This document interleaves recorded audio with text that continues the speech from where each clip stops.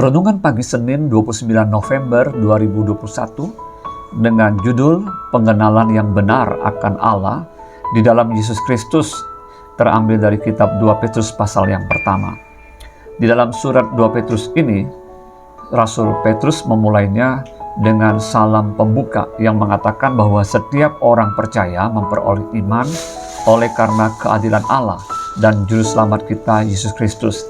Dan oleh karena kasih karunia dan damai sejahtera Allah itu, orang percaya juga diberikan pengenalan akan Allah dan Yesus Kristus. Rasul Petrus menegaskan bahwa pengenalan akan Allah dan iman kepada Yesus Kristus yang akan datang kembali sebagai Raja bukanlah dongeng isapan jempol manusia, sebab para rasul adalah saksi mata dari kebesaran Yesus Kristus, bahwa para rasul telah melihat sendiri apa yang disampaikan para nabi dalam perjanjian lama telah digenapi di dalam Yesus Kristus.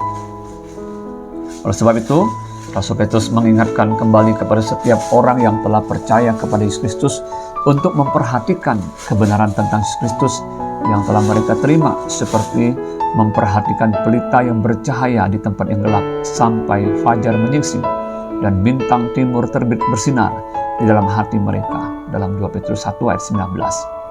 Pengenalan yang benar akan Allah di dalam Yesus Kristus ini akan membuat orang percaya memiliki kualitas hidup, perilaku, dan pengharapan yang berbeda dengan orang dunia ini.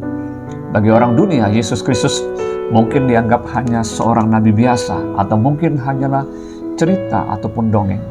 Tetapi bagi kita orang percaya, Yesus Kristus adalah Tuhan dan Allah sendiri yang penuh kuasa dan kemuliaan yang telah menyelamatkan dan menebus setiap kita. Berikut ini ada beberapa hal yang akan dimiliki oleh setiap orang percaya yang sungguh-sungguh mengenal akan Allah di dalam Yesus Kristus, yaitu yang pertama, orang percaya akan hidup di dalam kesalehan. Pengenalan akan Allah membuat seseorang terpacu untuk hidup di dalam kesalehan karena memiliki kesadaran bahwa hidup yang saleh akan menyenangkan hati Tuhan. Yang kedua, orang percaya akan mengambil bagian dalam kodrat ilahi. Artinya setiap orang percaya akan diubahkan dari natur atau sifat lamanya dan menjadi semakin hari semakin menyerupai Yesus Kristus. Dia tidak akan lagi hidup menurut hawa nafsu duniawi, tetapi menurut keinginan dan kehendak Allah. Yang ketiga, orang percaya akan semakin giat dan berhasil di dalam pengenalan akan Yesus Kristus. Artinya pengenalan akan Allah yang dimulai dari iman sebagai anugerah Allah itu akan terus bertumbuh. Dari iman akan ditambahkan kebajikan, kebajikan kepada pengetahuan, pengetahuan kepada penguasaan diri kepada ketekunan, dan ketekunan kepada kesalehan, kesalehan kepada kasih akan saudara, dan kasih akan semua orang. Yang keempat, orang percaya pada akhirnya akan dikaruniakan hak penuh untuk memasuki kerajaan kekal, yaitu kerajaan Tuhan dan Juru Selamat kita Yesus Kristus. Pengharapan inilah pengharapan yang tidak dimiliki oleh dunia ini.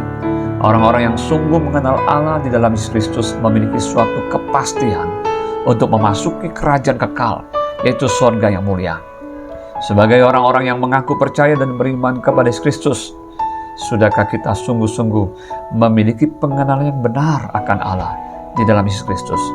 Apakah masih ada keraguan ataupun cara hidup lama yang masih belum kita tanggalkan? Mari sebagai orang percaya, berusahalah sungguh-sungguh supaya panggilan dan pilihan kita makin teguh. Tuhan Yesus memberkati. Selamat pagi, selamat beraktivitas. Shalom.